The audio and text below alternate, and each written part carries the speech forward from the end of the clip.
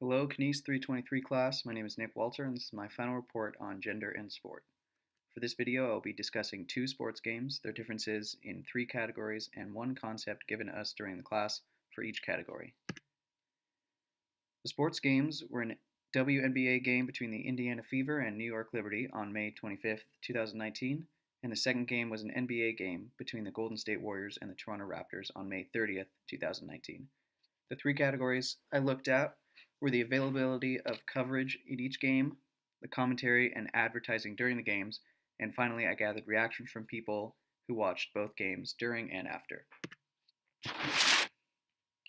To start, let's look at the coverage and availability of the WNBA game between Fever and Liberty. Immediately I saw a difference in the game compared to a men's game.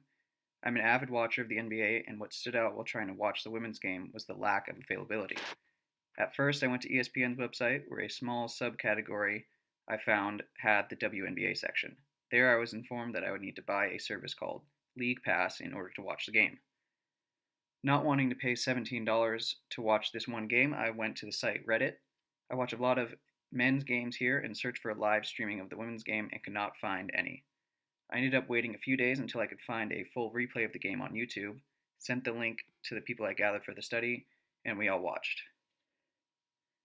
Clearly, there is a difference in the availability of these games, and we can see the first concept from the class here, which is the idea of gendered media coverage, seen in many of the texts from class, including Cooky, Messner, 2011.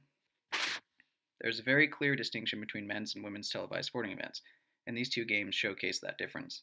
As I said before, I watched the NBA a decent amount of the time, and it was incredibly easy to find the Warriors-Raptors game to watch.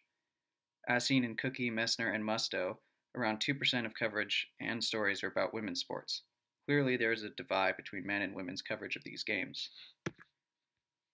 The second thing I looked at was the difference in advertising and commentary during the games, and how this relates to the idea of altered media representations in sports. For the WNBA, it was what you might expect. The commentators talked about the game, the coaches, and the statistics involved with these as well. Not much more than how players are doing earlier in the season, how teams were doing, and the classic comments on coaches' previous records. I also noticed that during the game, they couldn't help but talk about the men's league and other men's sports. Even on the screen, there was some mention of it.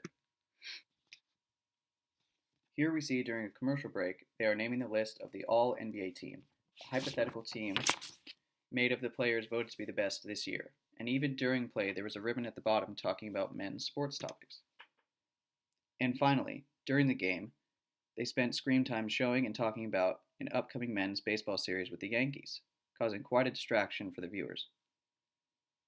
It almost felt like they were required to show the women's game, and they knew people didn't want to see it, and they focused on other topics during the game. In a striking contrast to the way this game was handled, the men's game was full of other commentary. The WNBA game was mostly about the game with the occasional men's sports reference. The NBA game was 100% men's sports and didn't have a ribbon at the bottom of the broadcast. They also went out of the sports world. The most surprising point was when the game ended and there was a post-game chat. Famous music artist Drake was in attendance, and they made sure we knew it. As noted in Coakley, Chapter 12, the media has turned sports, specifically men's sports, into a soap opera-like event. New York Times writer Robert Lipstev in 1996 described televised sports as sportainment. This is an actual screenshot taken during the game's broadcast. They had a story about Drake taking a piece of lint off Steph Curry's head and pretending to sell it on eBay. They had another story where Drake and Warriors player Draymond Green were in a scuffle post-game, and even asked Draymond Green about it in a post-game interview. This type of overindulgence in the side stories of sports and dramatization of a game is becoming more prevalent in sports. It is such a big media outlet and the moneymaker that stories are being used so people will tune in to watch the next game. This was completely absent in the women's game, attributing to the fact that the women's games and stories are not as important to the owners. The third section of my video is focused on the viewers' reactions to each game and the conformity to gender norms associated with this. While watching the game with my friends, I noticed differences in reactions and emotions during each game. During the NBA game, they seem more engaged and more focused on the game. During the WNBA game, I noticed them on their phones, more side conversations, and a somewhat distracted feel among them. I couldn't help but think it was because they had been told women's games were boring and less eventful. One viewer stated, "I never knew how much they actually shot. I thought it was more layups. They're actually pretty good." This idea stems from what is thought about in women's sports. They aren't athletic and can't do what men can do. A clear gender bias about women's sports. I also noticed some comments on the women playing and their appearance. From Steinfeldt 2011, quote, "American society's conception of femininity as body-based has important implications for body image attitudes." Other than these comments, everyone was enjoying watching the WNBA game, and it was a generally positive experience. As for the men's teams, it was more focused and an engaged style of viewing. No comments on the athlete's appearance, only comments on the performance, and the group had actually already planned to watch the next game. So now I have 3 questions for the people watching this video. Number 1, why did the people watching have expectations before viewing? Where might have they gotten these expectations about the women's games?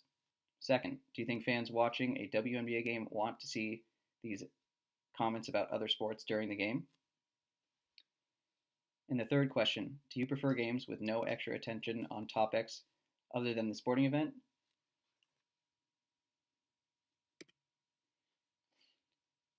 In conclusion, this video has shown 3 categories and 3 course concepts on gender and sport concerning 2 different basketball games. There is clearly still a divide between the 2 sports in broadcasting, commenting, and the viewer's perspective. And hopefully, people will come to the conclusion that athletes should be treated as athletes regardless of gender.